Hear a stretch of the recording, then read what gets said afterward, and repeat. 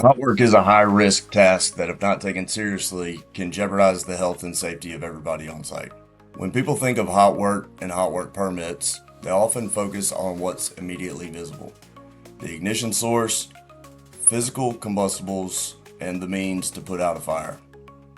While these are critical risks to address, hot work permits also play a broader role.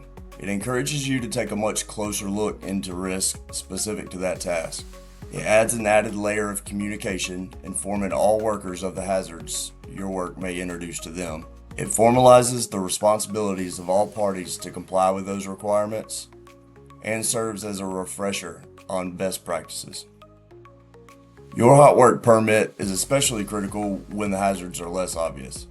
In an occupied facility like a hospital or factory, the risks are even more pronounced. Imagine welding or soldering in a hospital where medical oxygen, natural gas, and other combustible gases are being used. Oftentimes, this would require a multiple point coordination effort. Do I need a pipe fitter to isolate the system? Who has the authority and the ability to put the fire suppression system on test? What other systems or personnel could be impacted? Whatever the task at hand, your hot work permit is a crucial opportunity to get in front of the hazard and prevent an incident from ever occurring on your site. Hot work is going to be anything involving open flames, producing heat, or sparks. Check in with your supervisor or facilities manager to see if they have a specific form that you must use. HammerTech is providing an editable template you can use as your starting point. Start by inputting your task details and be specific.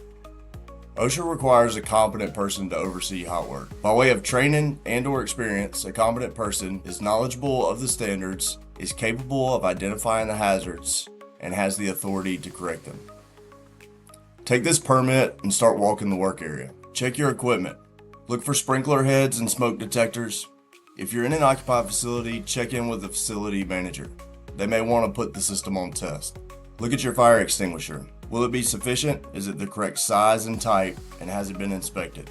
Look around within 35 feet of the work for things like ensuring that the floors are swept clean and there are no combustible materials in the area. If so, either move them or protect them with a fire blanket. Check to make sure that all paths of access and egress are clear. If the work that you're doing will be overhead, make sure that you've barricaded off that area to prevent anybody from coming up underneath your work. Additionally, add some signage. Post your permit, that way those people know of the hazards taking place in that barricaded area. Check for things that could catch fire or be damaged by your work. This could be electrical components, equipment. Are there combustible systems in the wall, like natural gas? If you're working on a wall, walk to the opposite side of the wall and check for anything flammable in that area. If you're doing work in a confined space, many times it'll create a hazardous atmosphere and make it a permit required confined space as defined by OSHA. With this comes greater hazards and greater responsibility, like additional training, rescue plan and equipment, respirators, or continuous gas monitoring. Firewatch is designating a person to do nothing but ensure that a fire doesn't get out of control. This person must be trained and have no other duties. They are to monitor the area for at least 30 minutes after, checking for anything that may be smoldering that could slowly catch fire later. When having authorized personnel sign off, make sure that facilities manager, sprinkler contractor, or any owner of systems that may have to be shut down, isolated, or locked out and tagged out for you to conduct your work are aware of the work taking place and that they've signed off on your plan. If you really want to get people engaged, leverage technology like HammerTech and use visuals to capture and build upon that process.